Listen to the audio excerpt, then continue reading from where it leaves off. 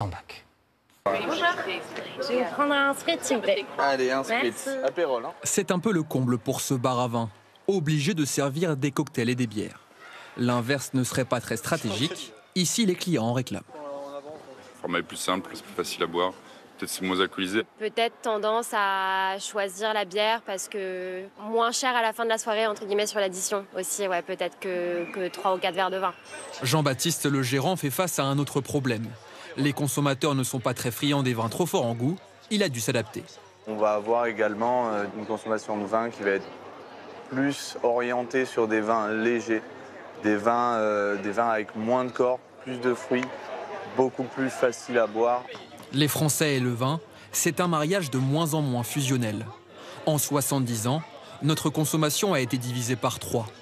Chez les 18-35 ans, elle a reculé de 7% sur les 10 dernières années. Vous allez voir que ce désamour a des conséquences directes dans les vignobles. Dans le Bordelais, à certains endroits, le paysage est comme défiguré, des vignes ont été arrachées. Donc voilà, et à partir de là, on arrive dans le vignoble du Château du Père. Un déchirement pour de nombreux viticulteurs comme Isabelle. Elle n'a pas eu d'autre choix que d'arracher un tiers de son vignoble. Elle produisait à perte. On est sur notre ancienne parcelle de Merlot qui avait presque 30 ans. L'arrachage a été un crève-cœur pour moi parce que financièrement, on s'est aperçu qu'on n'allait pas pouvoir continuer à produire, à financer donc, cette année culturelle. L'arrachage, dernier recours face à la surproduction de vin, le rouge notamment. Isabelle vend ses bouteilles entre 8 et 15 euros et n'a toujours pas écoulé son stock des années passées. Il y a une capacité de stock aujourd'hui de 3 ans, en trop. Enfin, ce volume-là qui est là, qui me pèse sur les bras parce que j'arrive pas à le vendre. Comment reconquérir les consommateurs et attirer les jeunes? Pour y parvenir, la filière cherche à se diversifier. Cette coopérative va même jusqu'à bousculer les traditions. En plus du rosé pétillant ou du crémant, on va aller goûter la dernière production de vin. On produit ici depuis un an du vin désalcoolisé grâce à cette machine. Elle sert à retirer l'alcool sans altérer la qualité de la production. Coût de l'investissement, 2,5 millions d'euros. Une fois mis en bouteille, ce Sauvignon blanc 0 degré garanti sera vendu 8 euros. Il y a une vraie demande donc pour des jeunes ou pour des gens qui veulent simplement modérer leur consommation d'alcool. On ouvre un nouveau marché, voilà. Et le consommateur, il évolue aussi. Il consommait beaucoup à table, mais il consomme à l'apéritif, il peut consommer à 5 heures en sortant du bureau. Et donc c'est une offre qui est différente.